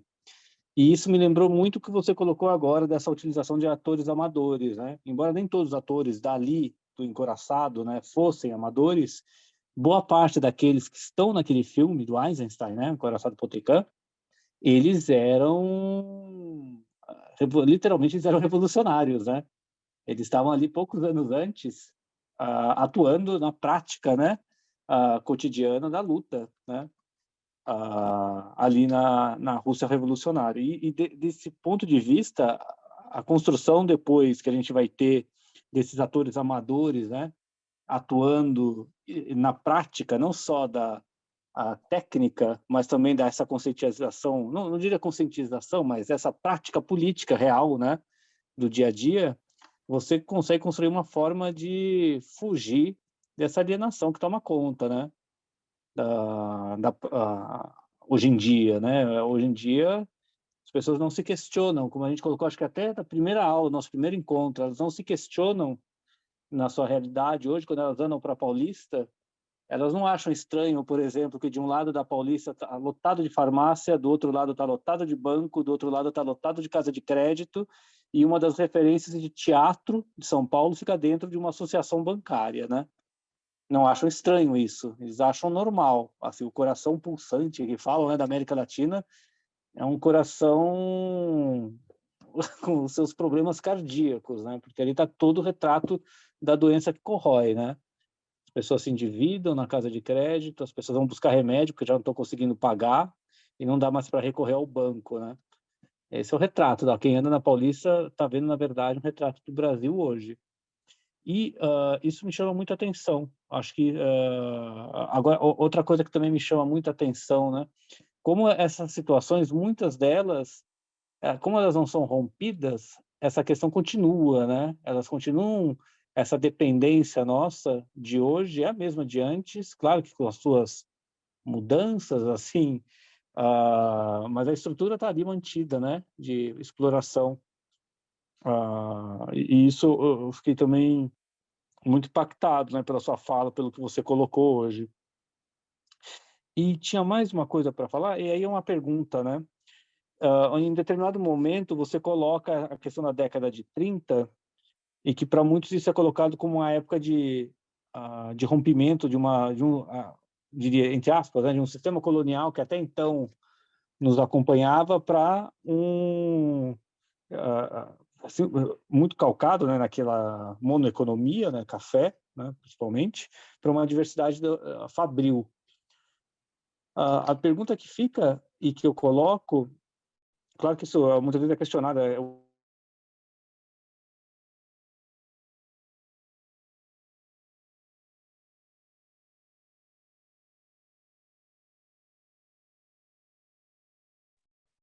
Ficou mudo, Tobias, ou foi só para mim? Não, para mim está tranquilo. Vocês estão ouvindo?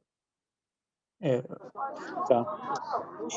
Tinha ficado mudo para mim também, Fábio. Aqui também, perdemos uma parte. Ah, tá.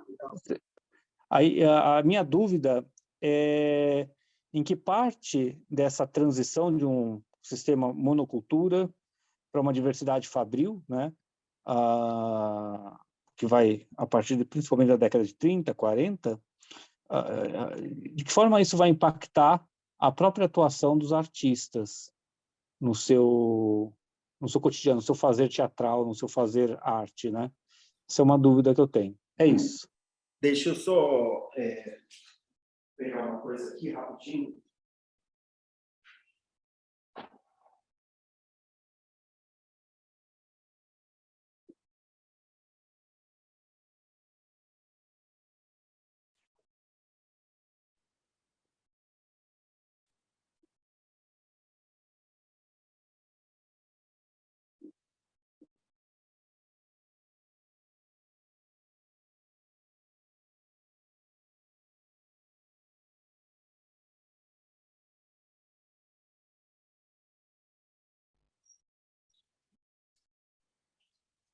Gente, desculpa a demora. Desculpa a demora, eu precisei ir ao banheiro rapidinho. Bom, sobre a sua questão, sobre a questão dos anos 30, né? Sobre essa passagem da monocultura para uma economia mais diversificada, que eu brevemente mencionei,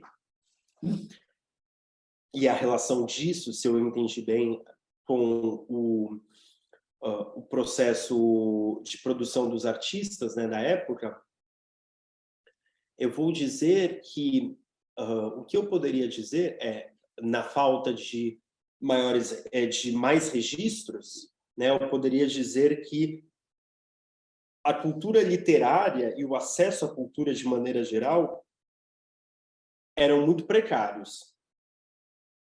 Muito precários. Quando você vê os depoimentos da época, você vê que uma das questões é que houve um aumento do número de leitores no Brasil após os anos 30, né? Houve uma tentativa de universalização dos ensinos primário e o começo do fundamental. Então, você vê que ali era uma coisa muito restrita. Muito restrita. Então, que os artistas, eles meio que falavam com eles mesmos, com a elite e com a pequena burguesia letrada, que tinha acesso a essas coisas, né? Então, você vê que era uma coisa muito restrita. Entretanto, há também, ao menos, uma tese de doutorado que foi defendida na USP, se eu não estou enganado, que trata sobre o teatro anarquista. Existiu um teatro anarquista, principalmente ligado ao anarcossindicalismo dos espanhóis e italianos que vieram para o Brasil trabalhar nas lavouras de café e que foram responsáveis pela formação sindical. Da história quem se dedica minimamente à história do sindicalismo no Brasil vai perceber que uma dos componentes da formação do sindicalismo no Brasil foi o anarcossindicalismo europeu, especificamente da Itália e da Espanha. E esses anarcossindicalistas faziam teatro de agitação e propaganda. Desde o século XIX, inclusive, nós temos hoje relatos de peças de teatro feitas desde o século XIX por esses artistas, por essas pessoas ligadas ao sindicalismo. Muito pouco ficou, assim, eu vi, é uma tese de doutorado que ela tenta começar, eu acho uma coisa inédita, que ela tenta recuperar essas coisas que foram feitas no Brasil. Então, o que eu teria para te dizer é em relação a isso. Outras coisas também que existiram foram as obras do próprio Oswald de Andrade, que colocou muito essa questão, né, da crítica à burguesia paulista, do desenvolvimento das cidades, O Oswald de Andrade, podemos dizer assim, que ele foi um dos primeiros a pautar o desenvolvimento desigual e combinado no Brasil, onde ele colocava nos próprios poemas dele, né, uma coisa que o Robert Schwartz mesmo ele identifica, a carroça e o bonde na mesma rua, né, o processo de modernização da cidade de São Paulo. Então, o que eu poderia te falar é isso, nesse sentido da visibilidade e da tematização do processo de modernização. Evidentemente que no Brasil a gente não tinha ainda plantas fabris como existiam na Europa, de 100 mil trabalhadores numa fábrica de carros, como uma Volks, essas coisas. Não tinha isso no Brasil. Aí, a princípio, isso daí vai surgir no Brasil nos anos 50. Então, no Brasil, esse processo é um pouco atrasado, como muitos, né? É um pouco atrasado. Quando vai surgir isso, é mais dos anos 50 em diante, principalmente no final da ditadura militar, né? Essa experiência mais da reação à questão fabril. Porém, se você quiser alargar para além do registro fotográfico das experiências, você pode pensar que a própria Semana de 22 e a modernização da cultura de maneira geral, eles já são efeitos da industrialização do Brasil, da modernização do Brasil, de partes do Brasil, é evidente, é óbvio, né? Inclusive o que é dito como regionalista.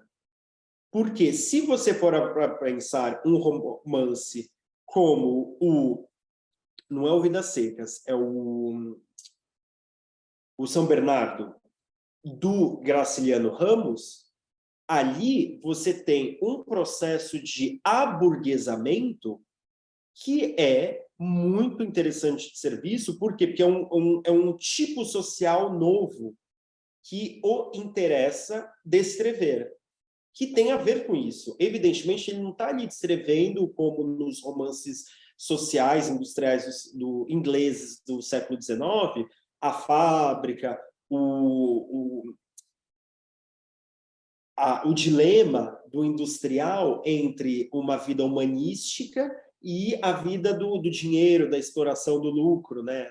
Não é disso que se trata ali. Ali o que se trata no Graciliano é exatamente como o processo de aburguesamento no Brasil, o Paulo Honório, né, aquele crápula, ele se dá em circunstâncias diferentes das europeias.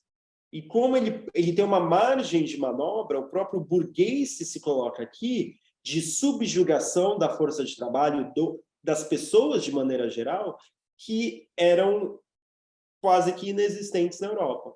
Então, eu acho que também, se você alargar essa questão e ver para além desse processo que acontece nos anos 30, você pensar nos processos de aburguesamento tipicamente brasileiros que ocorrem aqui, que também são registrados pela cultura e que são muito interessantes, que é uma matéria também. Hoje em dia, nós poderíamos estar fazendo filmes, romances, poemas, uma série de coisas em relação aos processos de aburguesamento que deram nessa burguesia bolsonarista, pequena, média burguesia bolsonarista. O que acontece nesses processos sociais que dão nisso? E que dão vazão a uma pletora de narrativas, né? De possibilidades de sátira, de narrativizações do maior interesse, a meu ver. Eu não sei se eu consegui, se eu entendi o espírito da sua questão e se eu consegui responder.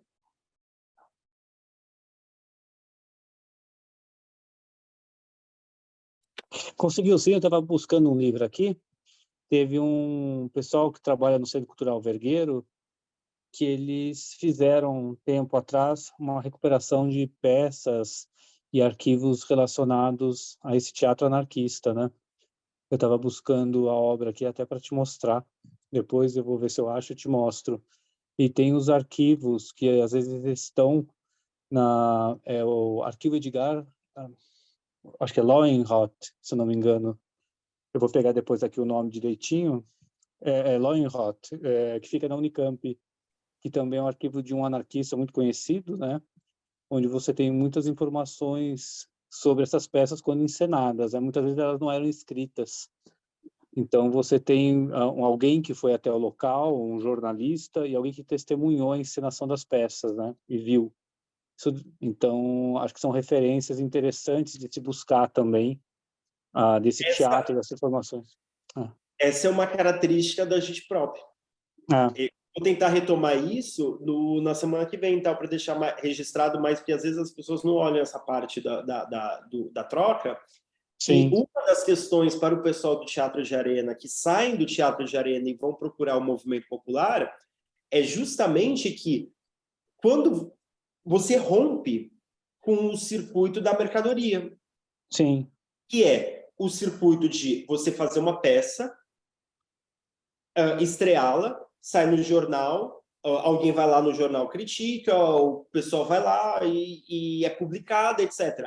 Quando você rompe com esse circuito da mercadoria e você se joga para o movimento sindical popular, você sai disso. E aí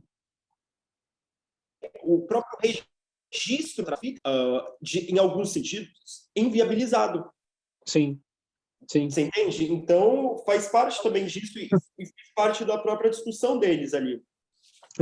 Eu acho que é interessante isso, porque é uma coisa que eu converso às vezes com a Eliana, com a Fábia também, com o Júlio, que está aqui, com o Alexandre, que a gente tem, por exemplo, nossa parte, não é uma peça teatral, mas a gente tem um grupo de bordado onde se discute política. Não é apenas uma questão de chegar, sentar e fazer bordado, como não é apenas uma questão de chegar e sentar e ficar discutindo política. Pelo contrário, é a prática do trabalho ali que coloca essas questões, e isso tem dado muitos frutos, né? Eu imagino que se a gente fizesse alguma coisa relacionada a isso no teatro, com teatro sindical, feito por nós ali dentro, né? Que é o que a gente estava querendo já um pouco antes da pandemia, a gente vai conseguir fazer com que isso ganhe mais sustância, né? Mais prática, envolvendo outros colegas que também participam aqui, né? Porque é uma coisa que dá prazer para as pessoas. Além de tudo, é uma coisa, por exemplo, quem nunca teve experiência com teatro, eu sei bem porque eu já tive muita experiência com teatro. Então, é uma coisa que dá muito prazer também para as pessoas, porque, entre outras razões, porque o teatro parece que não precisa de muita coisa. Então, quando as pessoas se encaminham para as artes, normalmente elas se encaminham primeiramente para o teatro, porque parece que não precisa de muita coisa, só tá ali e tal, e lê o texto e pronto. Mas que é uma coisa muito os exercícios, as práticas, o próprio fato de estar junto com as pessoas e tal, é uma coisa muito interessante, e quando você alia isso, né, com política, é uma coisa com potencial imenso. Sim. O Júlio está querendo fazer uma questão, acho que é ele que levantou aqui, então vamos lá, Júlio. Oi, pessoal, boa noite, muito bom aí o debate.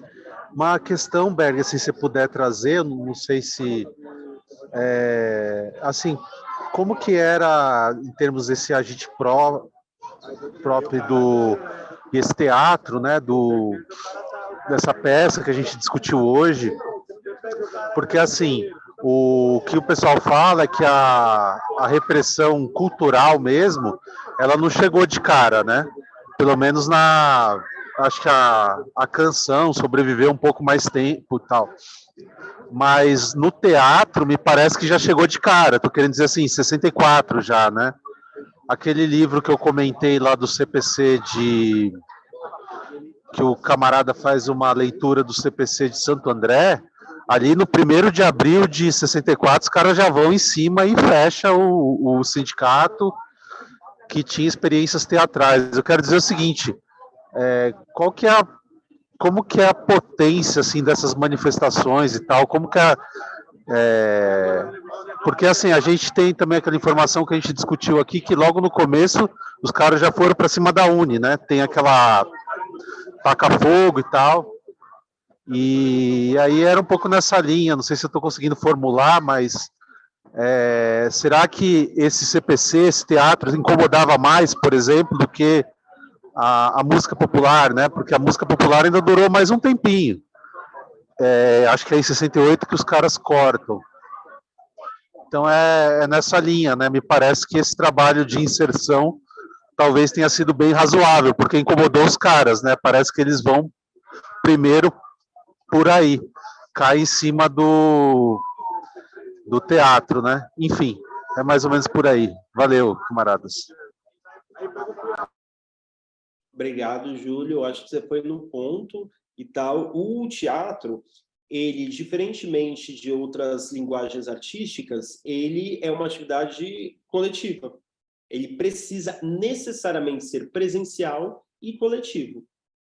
Mesmo se for um monólogo, ele é uma atividade coletiva e presencial, por uma série de razões, porque você não faz um teatro sozinho, precisa ter a pessoa da sonoplastia, da iluminação, o público, o diretor, né? Às vezes não necessariamente a pessoa está fazendo um monólogo, ela é a diretora do seu próprio espetáculo, enfim. Mas, em vez de eu tentar responder a sua pergunta por uma abstração, eu vou aproveitar a sua pergunta para ler um depoimento bem breve do Joel Barcelos, que foi um ator dessas montagens do Mais Vale Acabar, seu Edgar, e é um depoimento inédito que só veio à baila em 2016, que eu acho que eu acho impactante, e eu acho que seria um bom momento de talvez terminar com isso, porque dá um pouco a ideia do que nós estamos falando e talvez eu responda muito melhor do que eu, né? Estávamos fazendo o espetáculo Revolução na América do Sul, do Augusto Boal, no Rio de Janeiro. Eu já era do Teatro de Arena. Aliás, fui o único ator do Rio a fazer parte do Arena. Tinha participado da montagem de Chapecó Futebol Clube, também do Vianinha.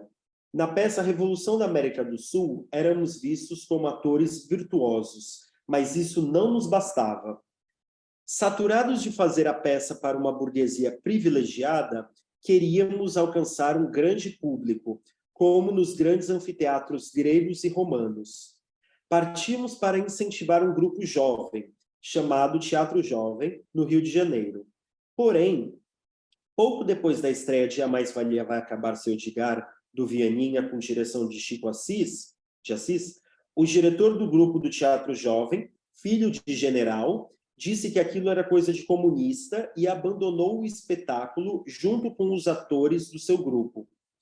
Nós, do elenco do Boal, a pedido de Chico de Assis, resolvemos deixar o espetáculo Revolução na América do Sul e fomos remontar a mais-valia com profissionalismo. Fomos eu, Hugo Carvana, Luiz Carlos Saldanha, Carlos Lira e levantamos o espetáculo. Eu interpretava o operário que só pensava em mulher. Os cenários eram movidos em cena aberta, a música era executada ao vivo por músicos. Nesse interim, o Léo Irsman também entrou para fazer um relato cinematográfico, baseado no filme Encoraçado Potemkin, do Eisenstein. Toda a montagem tinha influências de Brecht e Piscator. Depois de estrearmos, o Marcos Aurélio Garcia foi chamar o Aldo Arantes do Nascimento, então presidente da UNE, para assistir ao espetáculo. Tivemos uma reunião e o Aldo teve a ideia de ocuparmos a sede da UNE. A partir de então, surge o grande projeto do CPC. Percorremos todo o Brasil através da UNE Volante, desde o Teatro São Pedro, em Porto Alegre, ao Teatro Amazonas, em Manaus. Fazíamos o teatro na rua, entre o idealismo e o panfletário. Foi um belo sonho, ou uma linda árvore arrancada pela raiz. Veio o golpe de 64 e queimaram o nosso teatro com 600 poltronas, ar-condicionado. Os figurinos e cenários viraram cinzas e brasas. Um teatro em frente ao Pão de Açúcar, o morro, não o supermercado. Foi um momento muito delicado, pois a ordem era: já matou seu comunista hoje? Todas as peças seriam censuradas. Depois do golpe, eu fui trabalhar em São Paulo para atuar na peça O Balcão, de Jean Genet, com direção de Victor Garcia. Quando o Partido Comunista soube que eu estava na lista do OBAN. Para quem não sabe, o OBAN é o Operação Bandeirante. Era um instrumento do Exército Paulista para investigação de práticas consideradas subversivas, que teve financiamento do empresariado. foi um dos mais violentos centros de tortura e assassinato durante a ditadura civil-militar no Brasil. Então, o Partido Comunista avisou o Joel Barcelos, né, esse ator que está fazendo esse relato, que ele estava na lista do OBAN, né, da Operação Bandeirante, para ser morto. O nosso grande defensor do cinema novo, do cinema brasileiro, Gianni Amico, me convidou para atuar no filme O Conformista, do italiano Bernardo Bertolucci. Larguei a peça nos ensaios finais e fui substituído pelo Raul Cortez.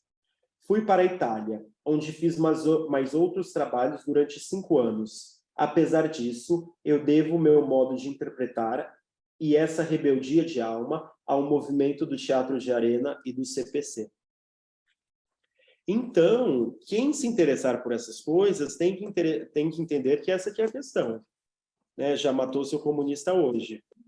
Berg, você tocou num ponto, e eu achei a obra, tá? Que é uma obra que foi lançada por um núcleo de pesquisa, né? É chamado Teatro Operário, tá? Teatro Operário na cidade de São Paulo. Foi lançado como um projeto de pesquisa. A gente tem lá no Museu Lazar Segal essa obra. Eu comprei também pela estante, porque eu achei muito importante, e eu gosto desse tema, acho esse tema muito importante. E ele traz o registro, isso que eu acho fundamental, de uma das primeiras peças assim, encenadas desse teatro operário, e eram muitos imigrantes, trabalhadores encenando. Isso em 1902. Vocês vão entender o que acontece logo na descrição de um jornal da época, chamado O Amigo do Povo. Tá? Ele descreve assim: sábado, dia 17 do corrente, realizava-se no Cassiano Penteado, que fica hoje na Rua Rodrigues dos Santos, no bairro do Brás, um espetáculo em favor da propaganda pelo opúsculo em português. Ouvia-se atentamente e pacificamente o primomádio de Gore, quando os mantenedores da ordem burguesa vieram perturbar o sossego. Ou seja, a polícia dava batida nas peças de teatro e eles começam a descrever o que acontecia durante as batidas. Disseram-lhes que o espetáculo era particular. Os homenzinhos teimaram em entrar e, como houvesse protestos, irromperam furiosamente. Chamaram tropas até a cavalaria, assustando mulheres e crianças. Revistaram os espectadores, declararam suspenso o espetáculo, prenderam 3 camaradas, Torte, Marconi e Querquiai. Um dos enfurecidos mantenedores da desordem puxou um facalhão como se alguém o atacasse, e por aí vai. Ele descreve toda a cena, e eles vão colocando como essas peças eram vigiadas, eram controladas, né? Eu achei essa obra aqui fundamental assim, para você conhecer, porque eles vão atrás das imagens do teatro. Isso é da década de 80, essa pesquisa. Eles conseguem imagens desses teatros que ainda existiam, né? Ou já não eram utilizados como teatro, mas aconteciam em determinados espaços, eles foram lá e fotografaram. Eu acho que essa tua última fala assim, foi fundamental para entender o que estava acontecendo, né? Eles sabiam que estavam temendo, eram trabalhadores em prática, né? Era uma prática artística política que estava acontecendo. Na história do teatro moderno do Décio de Almeida Prado, brasileiro, né? A história do teatro moderno brasileiro, ele conta, né, que ele começa nos anos 30, mas ele começa antes até. Mas ele fala, né, tem vários momentos que ele fala, aqui nós entramos em mais um momento muito típico da história do teatro no Brasil, que é o momento da censura, né? Quando chega ali no final dos anos 30, que é uma coisa que vem e volta. Então, quem vai contar a história do teatro brasileiro, toda vez vai se deparar ali com o momento da censura, né? Mas em qualquer teatro, o teatro é uma das primeiras formas de manifestação artística que é censurada, por essas razões que eu coloquei para vocês. É uma atividade presencial, é uma coisa que marca muito as pessoas. O teatro tem um poder de marcar as pessoas que o cinema, por exemplo, não tem, né? Ainda mais do que o cinema. Então, o teatro, historicamente, ele é... Por exemplo, uma das razões do teatro ser tão despolitizado é porque, na França, o Napoleão proibiu o teatro de falar de política. Ele só poderia falar de amenidades de costumes da sala de estar e tal. Então, e foi muito tempo. Então, e os conservadores, eles cultivam essa ideia, né? Até hoje, pessoas até politizadas, elas não entendem muito bem, elas falam, ai, mas arte política, não sei o que, política, entretenimento, não tem nada a ver. Então, é esse o estado de coisas que nós temos que nos defrontar. Então, a censura, a repressão é um dado que tem que ser colocado também como parte das condições de produção desse tipo de empreitada. Bom, gente, eu acho que é isso. Gostei muito de dialogar com vocês hoje, achei um prazer. Então, semana que vem a gente continua para a nossa primeira aula extra e nós encerramos na semana subsequente com a última aula do nosso curso. É isso, boa noite, obrigado por terem comparecido e espero revê-los, né, mesmo que ainda que virtualmente, na sexta-feira que vem, no nosso mesmo horário, às 18h30, tá bom? Um beijo, tchau e até semana que vem.